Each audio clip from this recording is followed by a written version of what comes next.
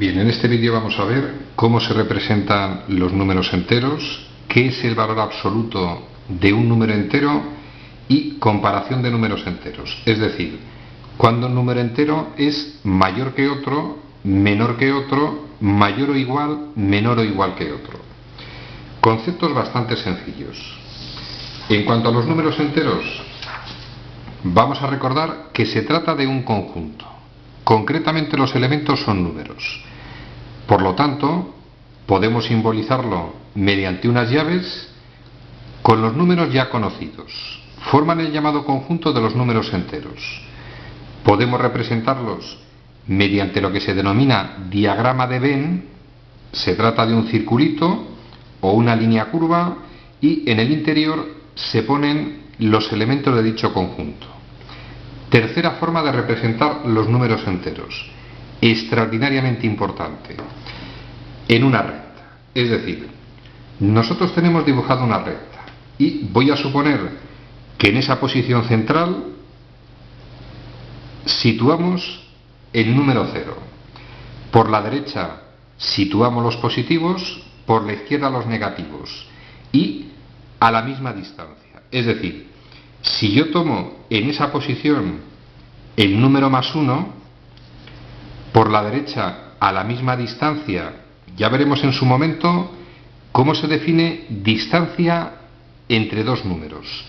A la misma distancia estaría el +2, en esa posición estaría el +3, posición el +4, etcétera, etcétera. Se dice que tienden a más infinito. De momento ese símbolo matemático solamente que os suene. Es una especie de 8 tumbado, tienden a más infinito. Por la izquierda del 0 se representan los negativos y a la misma distancia, en este caso estaría el -1, en esa posición el -2, en esa posición -3 y así sucesivamente. Se dice que tienden a menos infinito. Repito, el infinito es un concepto matemático bastante complejo, pero que os vaya sonando. Un 8, parecido a un 8 tumbado, en matemáticas representa infinito. Representación de los enteros en la recta real, extraordinariamente sencillo. Pasamos a la siguiente lámina. Vamos a ver qué es eso del valor absoluto. Inicialmente la definición matemática puede resultar un poquito liosa, pero el concepto es muy sencillo. Los matemáticos dicen, si x minúscula representa un número, concretamente un número entero, cuando se expresa entre barras, en términos matemáticos es el denominado valor absoluto. Valor absoluto de un número entero, por definición matemática. Si ese número es positivo, el resultado del valor absoluto de dicho número es el propio número. Si este número es negativo, el resultado del valor absoluto nos van a decir que es -x. Pero un detallito. Como estoy suponiendo que x en este caso es negativo, al hacer menos el valor de ese número, recordad, el criterio de signos va a quedar positivo. Como la definición es un poquito liosa, la vamos a ver en cursos posteriores, al grano, para que se entienda.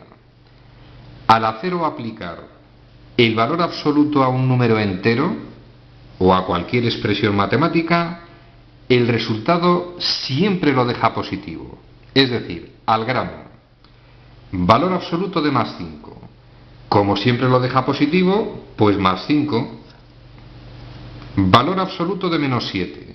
Si lo deja positivo, +7. Valor absoluto de esa expresión. Lo primero, vamos a efectuarla. +3 menos 1, evidentemente obtenemos +2. Valor absoluto de +2, lo deja positivo, evidentemente 2. Valor absoluto de esta expresión. Operamos. -3 más 2 menos 1. Valor absoluto de -1, como siempre lo deja positivo, evidentemente 1. Pasamos a la siguiente lámina. Vamos a ver cómo se comparan los números enteros. Parte extraordinariamente importante. Lo primero, debéis tener en cuenta dos detalles. Cuando tengamos dos o más números enteros, para saber cuál es el mayor, utilizamos este criterio. Es mayor el que está más a la derecha. Lo representamos en la recta, el que más a la derecha está es el mayor.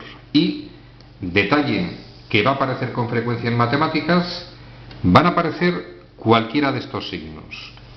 En cursos posteriores, por ejemplo, vamos a dar las llamadas inecuaciones y se caracterizan porque aparecen esos símbolos.